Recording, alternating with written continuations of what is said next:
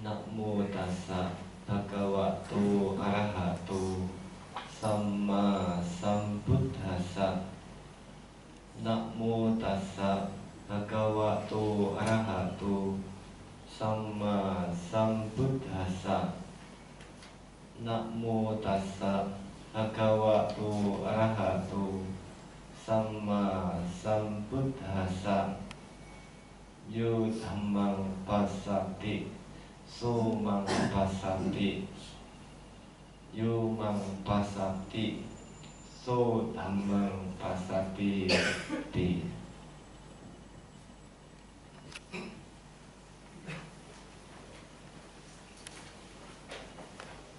Bhikkhu sangga yang saya muliakan, terkhusus Upa Sangga Pamuka, juga Kepala Wihara Dhammacakku yang mulia Bante Sri Subaratano Mahadera yang saya muliakan, Romo Ramani Pandita, Bapak Ibu Pasaka Pasika sekalian yang berbahagia, selamat pagi, Namo Buddhaya. Pagi hari ini kita bersama-sama berkumpul di Wihara Dhammacakku Bogor ini untuk melakukan satu penghormatan, menghormat, memperingati atau merayakan hari besar agama Buddha. Salah satu hari penting yang ada di dalam agama Buddha yaitu Asalha Puja, atau sering disebut sebagai Asalha Purnami Puja. Puja pada bulan purnama di bulan Asalha, yang secara umum kita mengerti sebagai Asada Puja. 2 bulan setelah hari Raya Waisak. Asalha Purnami Puja tahun ini yang diperingati pada tanggal 10 Juli yang lalu. Namun sebagaimana kebiasaan umat Buddha khususnya di Indonesia, bukan hanya pada saat hari purnama yang diperingati, tapi bisa hingga 1 bulan kemudian, bahkan hingga 1 bulan lebih memperingati atau merayakan Asalha Purnami Puja ini.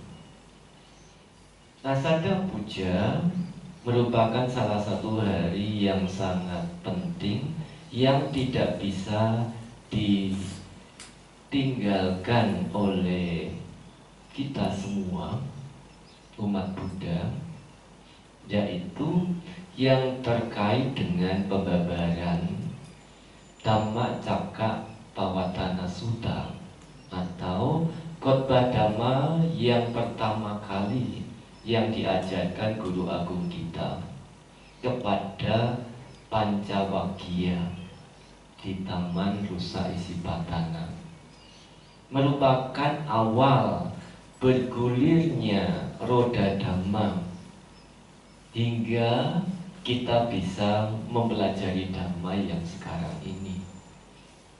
Poin penting yang lain, Asada Puja ini merupakan hari di mana Sangga muncul di dunia. Karena sebelum beliau membabarkan Asalha atau Dhammacakkappavattana Sutta di bulan Asalha ini, yang ada hanya Buddharatana dan Dhammaratana. Namun ketika beliau, Guru Agung kita, mengajarkan Dhamma pertama kali, dan kemudian Bante Anyakondanya yang mengerti, mengetahui pertama kali, memohon ditasbih, diterima sebagai biku, dan guru agung kita memberikan upasampada dengan biku upasampada, datanglah biku, yang diikuti juga oleh 4 pertapa yang lain. Maka disitulah kemudian terbentuk atau muncul Sanggaratana, sehingga lengkap Buddha Ratana, Dhamma Ratana, dan Sanggaratana. Dhamma yang diajarkan guru agung kita sebagaimana yang disampaikan kepada Bante Wakali, yo dhammang pasati, so mang pasati, yo mang pasati, so dhammang pasati. Siapapun yang melihat Dhamma, melihat Sang Buddha. Siapapun yang melihat Sang Buddha, melihat Dhamma. Buddha di sini bukan sebagai sosok fisik yang bisa dilihat dengan mata biasa.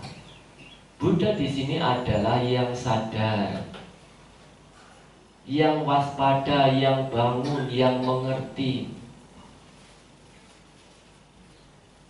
Semuanya itu bisa didapat, bisa muncul ketika seseorang itu melihat Dhamma.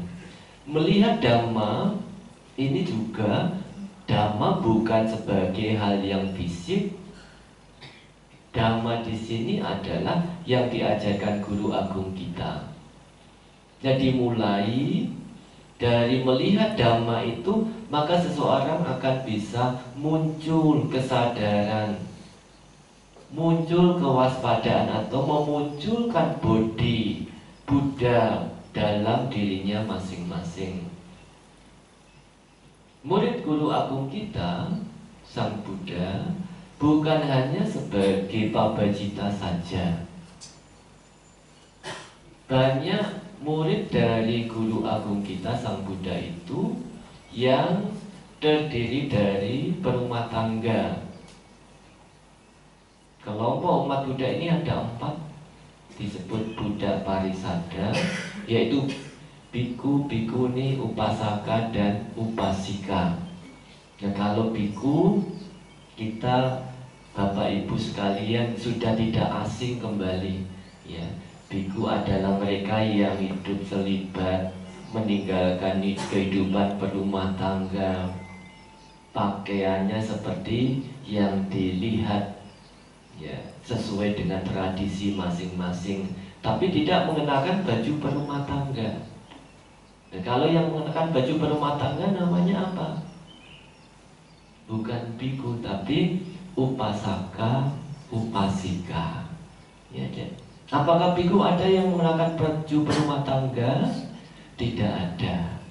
Ya, jadi tidak seperti Bapak Ibu yang sebagai berumah tangga, maaf, ya misalnya Romo Ramani Pandita. Ya, kalau ada upacara baru mengenakan baju kuning, ada selendang. Tapi para biku tidak bisa, oh ini di wihara pakai baju berumah tangga, ya, tidak memakai jubah, tidak ada. Ya, jadi biku seperti yang dilihat, yaitu mengenakan baju khusus, yaitu yang disebut jiwara. Sedangkan berumah tangga di sini disebut sebagai upasaka, upasika. Nah, upasaka, upasika ini bukan mereka yang secara tradisi di Indonesia memiliki kartu. Bante, saya punya kartu Wisudi, upasaka, upasika. Saya punya nama, namanya tidak hanya satu loh Bante. Ya, nama saya bisa banyak, karena dapat Wisudi dari Bante A, Bante B, Bante C, dan sebagainya. Tidak cukup dengan satu nama. Apakah itu yang disebut sebagai upasaka, upasika? Bukan. Upasaka di sini adalah mereka yang menyatakan dalam hati untuk berlindung kepada Buddha, Dhamma, dan Sangha. Sehingga setelah mencapai penerangan sempurna, Guru Agung kita mengajarkan Dhamma untuk berumah tangga juga, di mana orang tua Bade Yasa itu sebagai upasaka upasika yang pertama yang menyatakan berlindung kepada Buddha, Dhamma, dan Sangha setelah mengerti, ya, setelah mengerti bahwa Dhamma yang diajarkan oleh Guru Agung kita, Sang Buddha itu memberikan manfaat, membuka pengetahuan tentang kehidupan ini sebagaimana yang dialami, yang dimengerti oleh orang tua dan istri dari Yasa waktu itu. Jadi bukan ketika seseorang menghadap biku memiliki kartu kemudian disebut sebagai upasaka. Meskipun Bapak Ibu tidak memiliki kartu, tapi ketika Bapak Ibu mengerti apa yang diajarkan oleh Sang Buddha, dalam dirinya kemudian menyatakan Buddhang saranang gacchami, Dhammang saranang gacchami, Sanghang saranang gacchami. Aku berlindung kepada Buddha, aku berlindung kepada Dhamma, aku berlindung kepada Sangha. Di situ Bapak Ibu sudah sebagai upasaka, yang artinya duduk dekat dengan Sang Guru. Jadi bukan sekadar tradisi yang tertulis di Indonesia, ya, di tradisi di mana kita berada ini. Karena di tempat lain, di negara lain itu tidak ada, ya, tidak ada seperti yang sudah populer di negara kita ini. Nah, kalau seseorang itu sebagai upasaka upasika, tapi tingkah lakunya, perbuatannya tidak sesuai dengan apa yang diajarkan oleh Sang Buddha, maka dia tidak bisa dikatakan sebagai upasaka upasika. Yang mana tadi dikatakan siapa yang melihat Dhamma, yaitu praktek Dhamma, dia akan melihat kebenaran yang hakiki, yaitu munculnya Bodhi, munculnya Buddha di dalam diri kita. Kalau mempraktikkan Dhamma dengan baik, dengan sungguh-sungguh, maka Buddha itu bukan hanya untuk satu dua orang. Buddha bisa muncul terhadap siapapun juga. Maka dikatakan siapa yang mempraktikkan Dhamma, dia akan bisa melihat Buddha, yang melihat Tathagata. Bapak Ibu Upasaka Upasika sekalian, jadi bagaimanakah sebagai seorang upasaka itu disebut sebagai upasaka upasika, disebut sebagai umat Buddha yang sesungguhnya, yang disebut juga sebagai upasaka ratana, upasaka pundarika, ya, ratana pundarika itu sebagai satu permata yang luhur, yang mahal, yang barangkali tidak ternilai harganya, ya, yang tidak ternilai harganya. Ada 5 hal yang perlu dimunculkan bagi upasaka upasika yang belum memunculkan ratana-ratana ini, sehingga kita betul-betul bisa dikatakan sebagai upasaka upasika ratana atau upasaka upasika pundarika. Yang pertama adalah sadhuhoti. Dia memiliki keyakinan. Berarti saya kan sudah punya keyakinan, KTP saya Buddha. Tiap hari saya datang ke wihara, ya paling tidak seminggu sekali saya datang ke wihara. Apakah saya belum disebut sebagai orang yang memiliki keyakinan? Ya kalau Bapak Ibu ditanya seberapa besar keyakinannya terhadap agama Buddha, terhadap Dhamma, kita pasti akan mengatakan berapa persen? 10 atau 100? Hah? 100 atau 10? Ragu-ragu berarti saya. Enggak ada yang menjawab kan ya? Iya. Jadi keyakinan kita sebagai umat Buddha, sebagai upasaka itu berapa persen? Saya 100% berarti karena saya tiap hari datang ke wihara, KTP saya juga Buddha, pasangan saya juga Buddha, anak-anak saya juga Buddha. Saya tidak ragu-ragu lagi, 100%.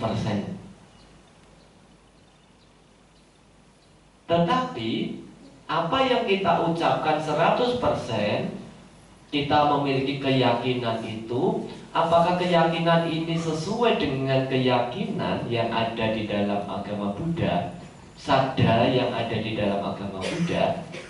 Kita perlu mengevaluasi kembali. Keyakinan, kriteria keyakinan dalam agama Buddha bukan berdasarkan yang ada di KTP, bukan berdasarkan seringnya kita ke wihara, tetapi ketika kita sudah bisa mengetahui sebab akibat, maka di situ kita bisa dikatakan sebagai umat Buddha, sebagai upasaka. Kita mengetahui kama sada, vipaka sada, kama sakata sada, tathagata bodhisada. Kama sada, vipaka sada artinya mengetahui atau yakin terhadap sebab dan yakin terhadap akibat. Kama sada ini yakin terhadap sebab perbuatan kita, yakin terhadap perbuatan kita, bahwa perbuatan yang akan kita lakukan atau yang sedang kita lakukan ini akan memberikan akibat. Perbuatan baik yang kita lakukan akan memberikan akibat yang baik. Perbuatan buruk yang kita lakukan akan memberikan akibat buruk. Bapak Ibu percaya dengan demikian? Yakin? Yakin. Nah, nanti pulang di rumah piring terbang. Nah, keyakinannya hanya ketika ada di wihara, tetapi ketika ada di rumah, suara, kata-kata terhadap pasangannya tidak sesuai dengan kata-kata yang tadi diucapkan. Tidak jarang umat Buddha yang bertengkar, bahkan mengakibatkan satu perceraian di dalam rumah tangga hanya dari kata-kata. Ya, berarti kalau orang berkeluarga ya wajar lah, ya. Bertengkar itu kan bumbunya rumah tangga, ya. Itu betul atau betul? Ya. Jadi karena kita membetulkan apa yang seharusnya itu tidak sesuai dengan sada, maka kita menganggap itu wajar, itu bumbunya orang berumah tangga. Padahal saat itu juga ketika seseorang ini menggunakan kata-kata kasar, tidak usah jauh-jauh terhadap pasangannya saja, ya. Pasangannya yang belum mengerti juga akan ikut membalas dengan kata-kata yang kasar. Akibatnya apa? Perang mulut. Kalau sudah perang mulut, sudah yang satu tidak mau di rumah lagi. Menyingkir atau apa namanya?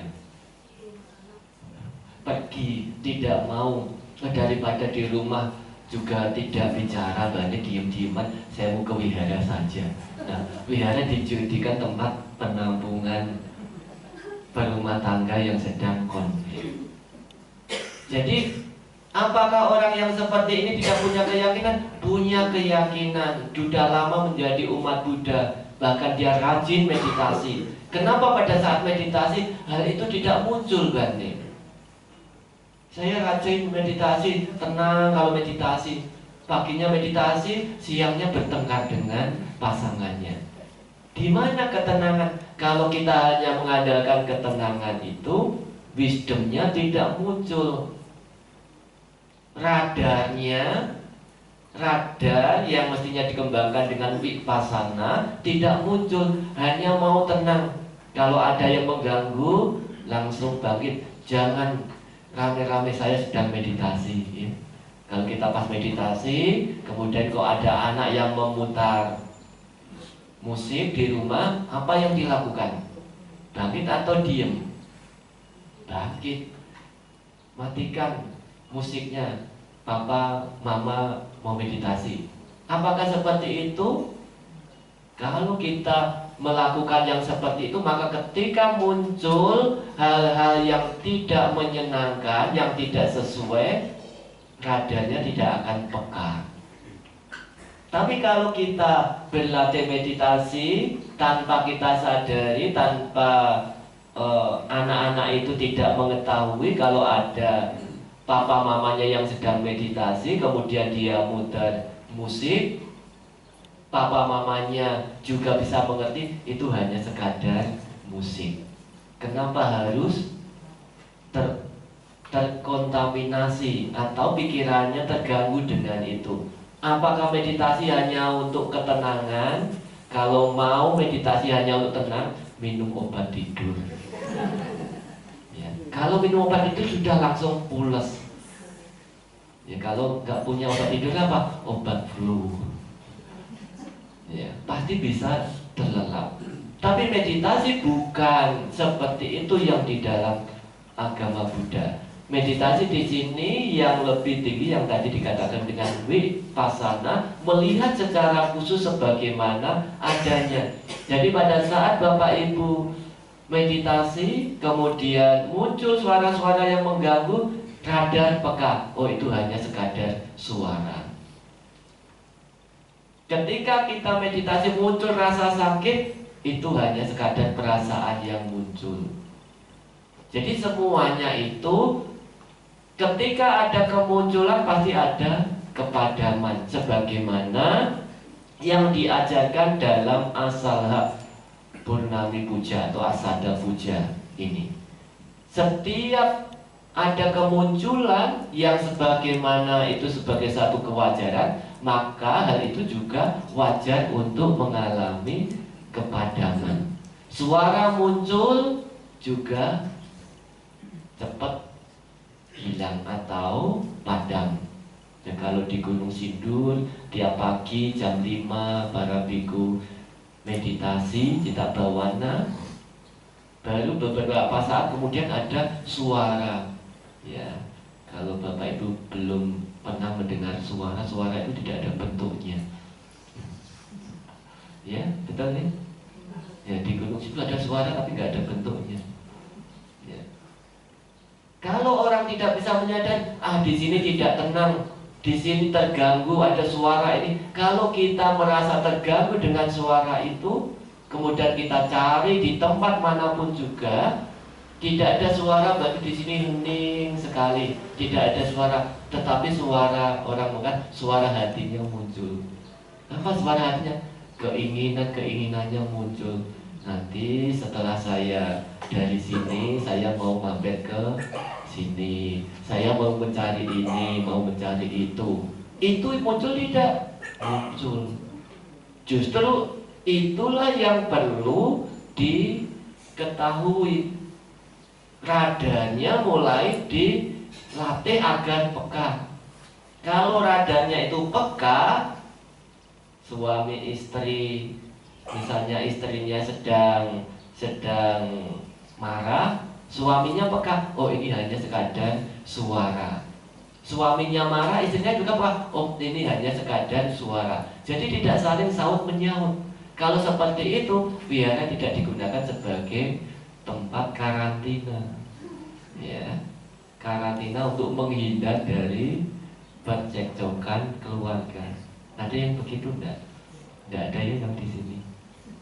Ya, Bapak Ibu Pasaka Pasika sekalian, jadi ini sadar, tahu sebab dan akibat. Kalau kita melakukan sebabnya perbuatan ini, nanti akibatnya akan demikian ini. Demikian juga dengan kama sakata sadar, yakin bahwa setiap makhluk memiliki karmanya masing-masing. Jadi kalau ada teman kita yang mungkin hidupnya lebih baik, lebih maju dari kita, ya kita tidak perlu iri. Itu adalah karma dia. Saya sering ke wihara kok, dia baru ke wihara bisa dapatnya lebih banyak, saya kok dapatnya lebih sedikit. Nah ini kita tidak punya keyakinan. Batinnya terlalu berat sebelah. Yang rajin ke wihara dapatnya sedikit.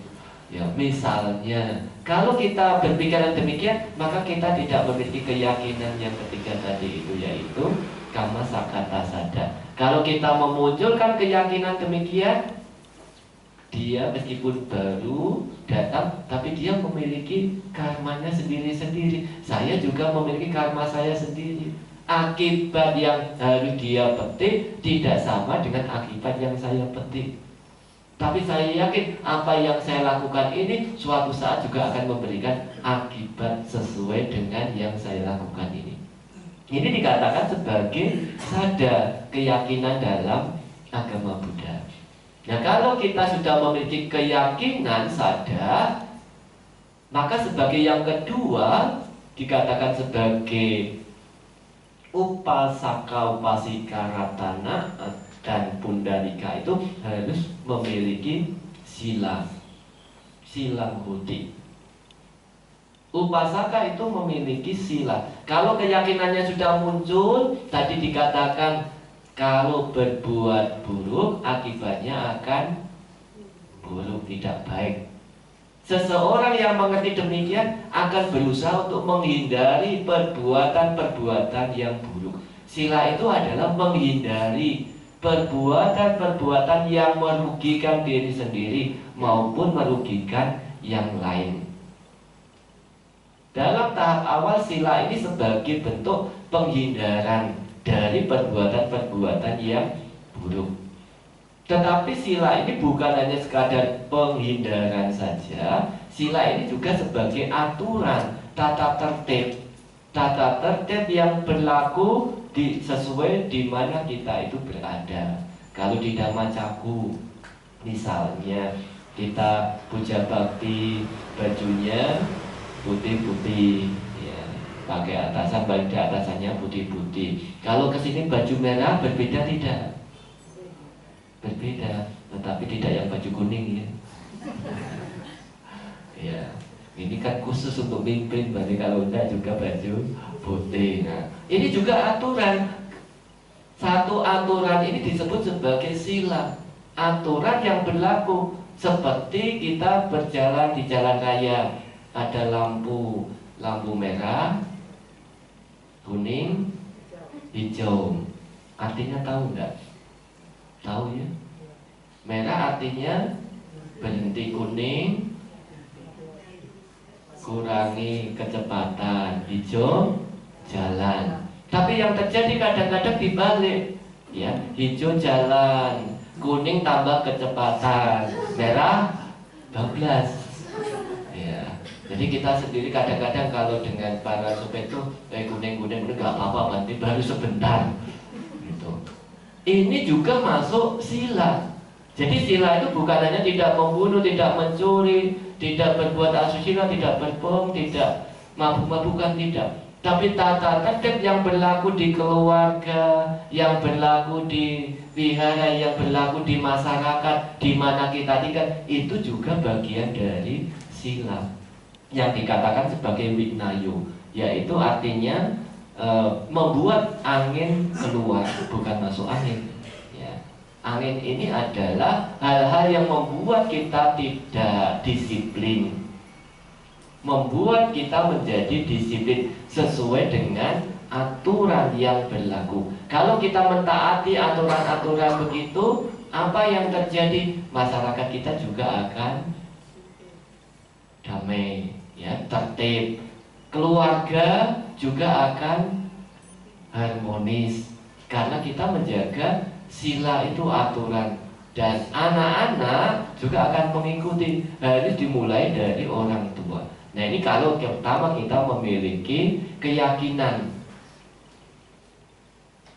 Yang kedua, yang ketiga, akotu halak manggaliko huti kamang paceti no manggalang, yang artinya seorang upasika Ratana Pundarika itu tidak gampang terkejut, kaget dengan berita-berita yang sedang viral.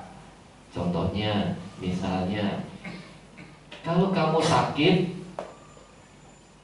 kamu menggenggam batu itu loh, nanti pasti akan langsung sembuh, ya. Atau mungkin ada hal lain, kalau kamu sakit ini, kamu minum ini, pasti akan langsung sembuh. Buktinya itu sudah banyak, itu ada.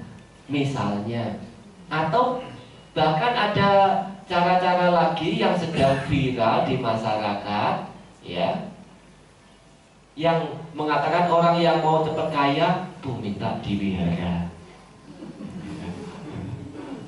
Minta diwihara itu nanti akan cepat kaya.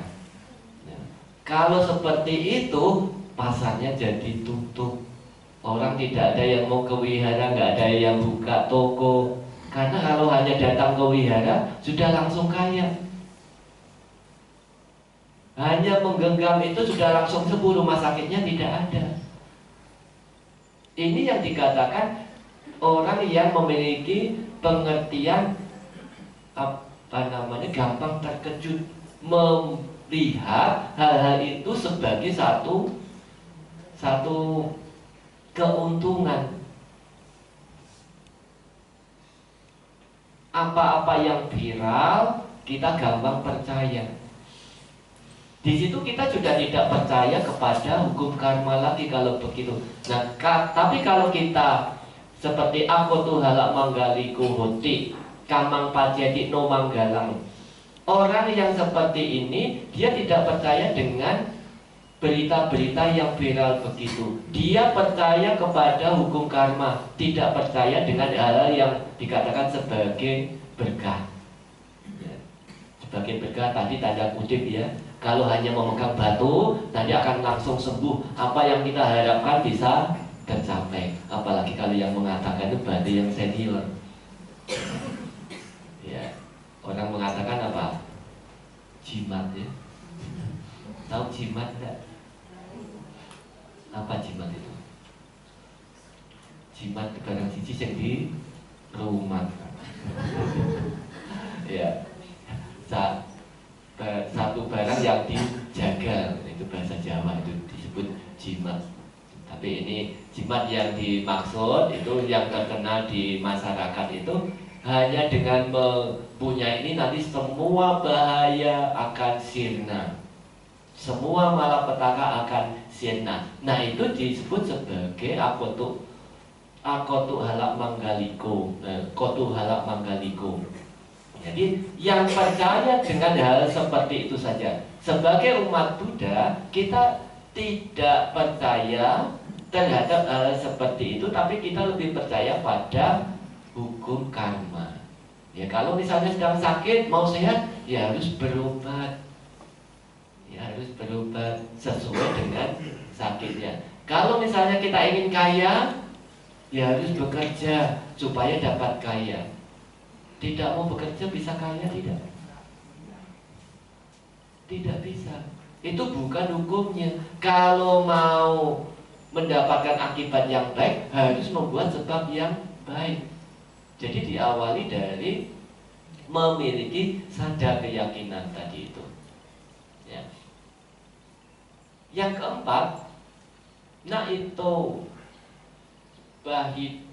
bahida dak kineyang gawe sati. Jadi tidak mencari tempat di luar Buddha Sasana untuk melakukan perbuatan bajik, ya, seperti berdana dan yang lainnya. Di luar Buddha Sasana ini artinya mereka yang memiliki pandangan-pandangan tidak benar. Ya, pada zaman Sang Buddha banyak guru-guru pada zaman Sang Buddha itu yang memiliki pandangan-pandangan salah, micaditi. Ya, seperti contoh banyak petapa-petapa yang mengajarkan misalnya di sana hanya dengan memuja api semua nanti akan sirna, bisa lenyap, ya. Memuja api semua penyakit, masalah, kesulitan dalam hidup itu nanti akan lenyap. Ada guru-guru yang mengajarkan sebagai demikian. Nah, yang dimaksud oleh Sang Buddha ini naito baida dak kine yang gawe sati, tidak mencari tempat di luar ajaran Sang Buddha untuk melakukan perbuatan bajik seperti berdana dan yang lainnya tadi. Itu adalah kepada orang-orang yang memiliki pandangan salah, ya, kepada orang-orang yang memiliki pandangan salah.